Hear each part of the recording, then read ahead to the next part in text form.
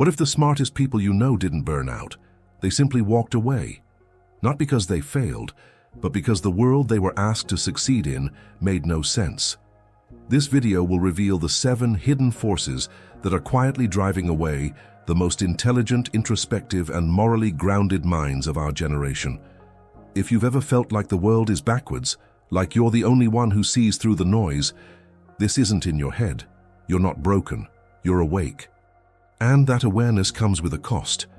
You might think this doesn't apply to you, that this is just about philosophers, loners, or geniuses with fragile egos. But it's not.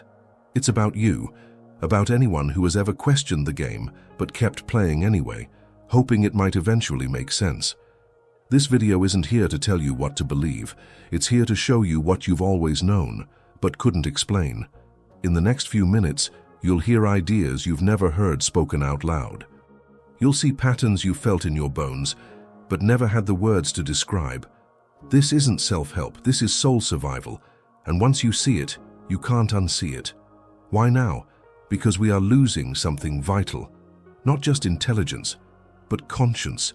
The kind of deep, grounded awareness that can challenge systems and heal culture. And we are running out of time. Not someday. Now. So if you've ever felt the urge to withdraw, if you've ever wondered why the world feels so hollow, if you've ever been told you're too intense, too serious, too much, this video is for you. Watch till the end, like it, share it. And maybe, just maybe, you'll help create the kind of world people like you would actually want to live in. They didn't storm out. They faded.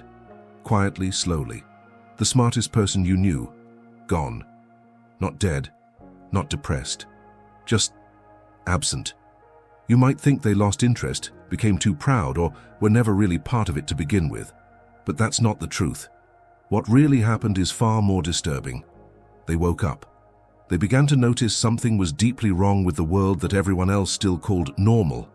Not in a dramatic, apocalyptic way, but in those tiny, subtle cracks, smiles that didn't reach the eyes, conversations that said nothing, work that felt like soul decay. The realization wasn't sudden. It crept in like water seeping through concrete. Unstoppable. It starts when you notice people pretending to believe things they obviously don't. Colleagues nodding at lies in office meetings, friends celebrating things that make them miserable. Politicians rewarded for deception, influencers selling illusion, institutions built on sand. And at first you think it's you. Maybe you're the problem. Maybe you're too sensitive, too idealistic, too serious. But then, one day, something shifts. You see the mask slip, the system reveal itself, and you realize, I'm not insane. The world is. That's the fracture. Once you cross that threshold, there's no going back. You don't fit anymore. Not because you've changed, but because you finally stopped pretending.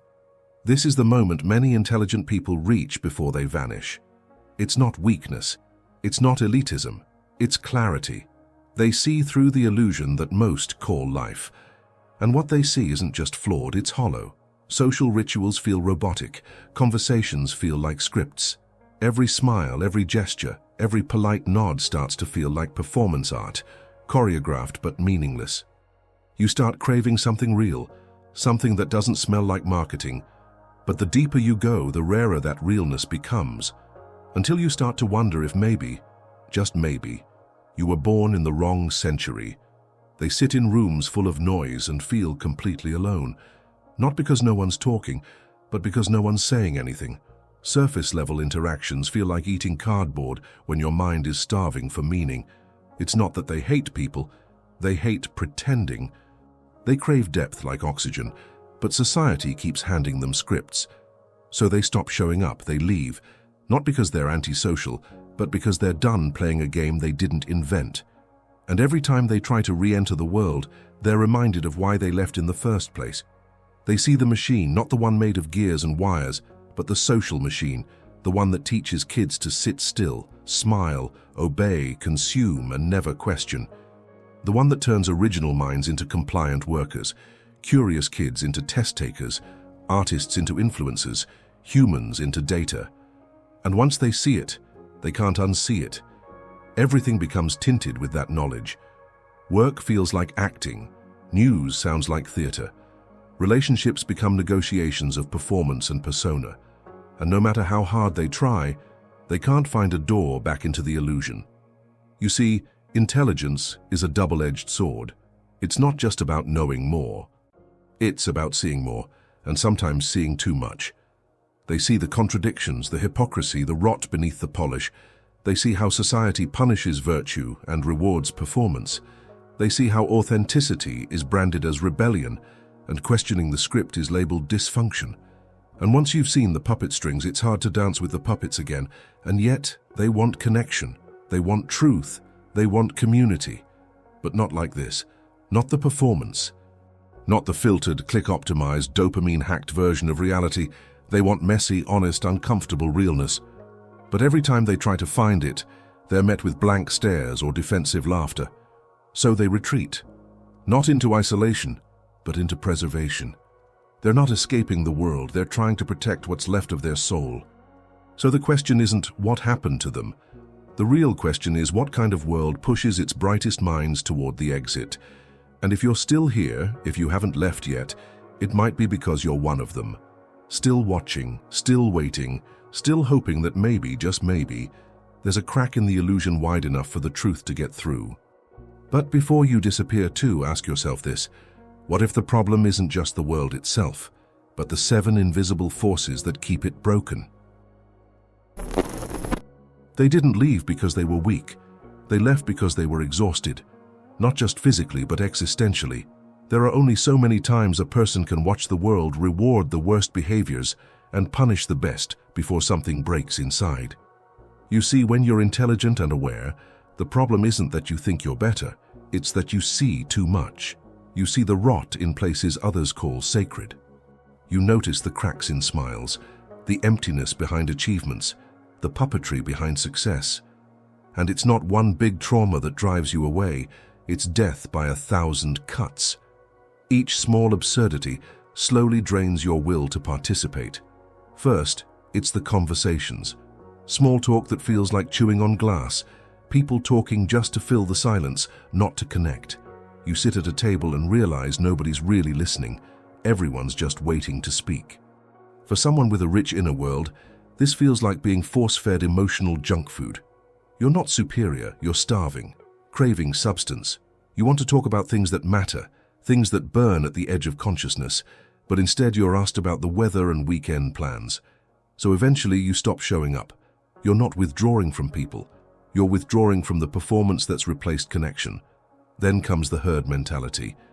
The moment you voice an original thought, the room stiffens. You feel it immediately. The shift from curiosity to threat. It's not your idea they reject. It's your refusal to conform. The truth is, most people don't want to think. They want agreement. The mob doesn't want visionaries, it wants mirrors. Try saying something unpopular in a crowd and watch how quickly the smiles disappear. Intelligent minds don't worship consensus. They question it, and that makes them dangerous. Not because they're aggressive, but because they make others feel the discomfort of thinking for themselves. Next is the trap of consumerism. Everything is a product now, including identity. You watch people define themselves by what they own, wear, or post. It's not that marketing fooled them, it's that they were never taught how to live without a label. Meanwhile, you see through it all. You see the cycle. Create insecurity, sell a solution, repeat. It's elegant, it's efficient, and it's soul-crushing. You start to wonder if your job exists just to keep the machine running. The emails, the deadlines, the meetings, it all starts to look like theater. You're told to chase success, but success turns out to be a cage lined with designer wallpaper.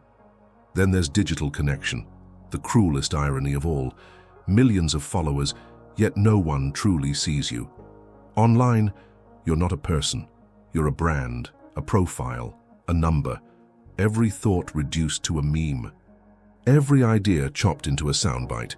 You post something honest, and it disappears in a sea of algorithmic noise. Real conversations are replaced by performative engagement. You say something deep, and people reply with emojis. You're not disconnected because you hate technology. You're disconnected because you still remember what real connection felt like, and you refuse to settle for its synthetic twin. And let's not forget the crime of introspection. The simple need to be alone with your own mind is now considered suspicious. "Why are you so quiet?" they ask, as if stillness is a disease. But for you, reflection isn't a luxury, it's a lifeline. You need silence to make sense of the chaos. Solitude isn't escape, it's surgery. A place where you stitch together the meaning that the world tries to tear apart. But in a culture addicted to speed, your stillness looks like laziness, your depth looks like disconnection. And so once again you're misread, mislabeled, misunderstood. Then there's the moral dissonance. You watch liars get promoted, narcissists get celebrated, honest people get crushed under the weight of their own integrity. Every system, politics, business, media, even education, seems rigged to reward the shallow, the ruthless, the compliant. And if you refuse to play dirty, you're called a failure. But deep down, you know the truth. Keeping your soul intact is the only real success. And if that costs you status, so be it. Because what's the point of winning a game that requires you to become someone you despise? And finally, the exhaustion of translation. You've spent your life simplifying your thoughts just to be understood, watering down your insights so others won't feel threatened, pretending you don't see what you see. And it's not arrogance, it's survival. But there comes a point where you're done pretending, where you'd rather be alone than half alive. So you vanish, not out of pride, but out of self-preservation. And here's the real tragedy. When intelligent people disappear, society doesn't just lose their voice, it loses its conscience. But what if retreat isn't the end of their story? What if it's the beginning of something the world still desperately needs but no longer recognizes? They didn't disappear to be mysterious. They disappeared to survive. You see, when a thinking person retreats from the world, it's not because they gave up. It's because the world demanded too high a price for participation. It asked them to shrink their minds, silence their doubts, betray their values, and they couldn't do it. So they chose exile over self-erasure. What looks like isolation from the outside is actually preservation from within, a way of guarding what's left of their soul in a system designed to erode it. They didn't run from society. They backed away from something that had become spiritually toxic. The modern world treats authenticity like a threat. It rewards conformity and shames the different. The intelligent person feels this pressure constantly. Be simpler, be louder, be easier to digest. But their minds don't work that way. They ask dangerous questions. They hold complex emotions. They refuse to reduce themselves to sound bites. And over time, this makes them feel like aliens in their own species. Not because they're better, but because they're incompatible with a culture built on surface and speed. So instead of performing, they withdraw. Not to hide, but to heal. They don't want to dominate the world, they want to understand it. But when you live in a culture that rewards the aggressive and the loud, the contemplative become invisible. The ones who think before they speak are drowned out by those who speak before they think. So they stop trying to compete. They stop shouting into the void. They stop posting, performing, pleasing. And what do they do instead? They go inward. They build meaning in silence. They find depth in slowness. They reconnect with the parts of themselves the world told them to suppress. But this isn't resignation. It's resistance. Choosing not to play a corrupt game is not failure. It's a declaration. A refusal to be reshaped by a system that confuses noise for truth and fame for worth. The intelligent person may step back, but they're watching, they're listening, they're waiting for a world that doesn't demand their conformity as the price of belonging, for a culture that values presence over performance, for people who aren't afraid of honesty.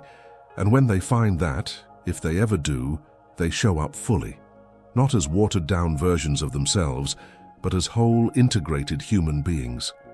Until then, they build small sanctuaries, quiet spaces where deep conversation still exists, friendships that don't require masks, work that doesn't demand self-betrayal. They stop trying to change the whole world and start preserving their own little corner of it.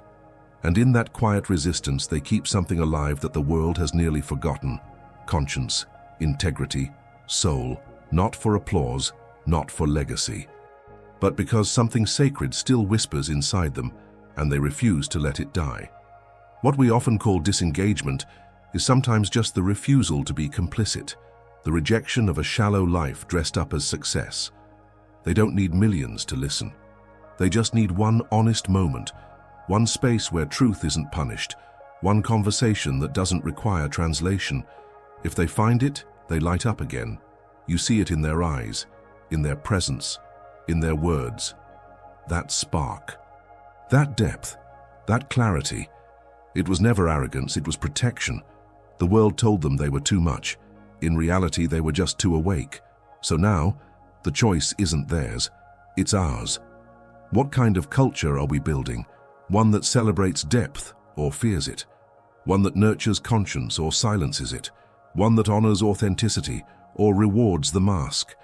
The intelligent are not our problem. They are our warning signal, the canaries in the coal mine of civilization. And we are running out of air. Because here's the truth no one wants to say out loud. When the intelligent vanish, the world doesn't just get quieter, it gets dumber, colder, crueler. We lose our critics, our visionaries, our ethical compass. And if we keep punishing what we most desperately need, then what kind of future are we creating?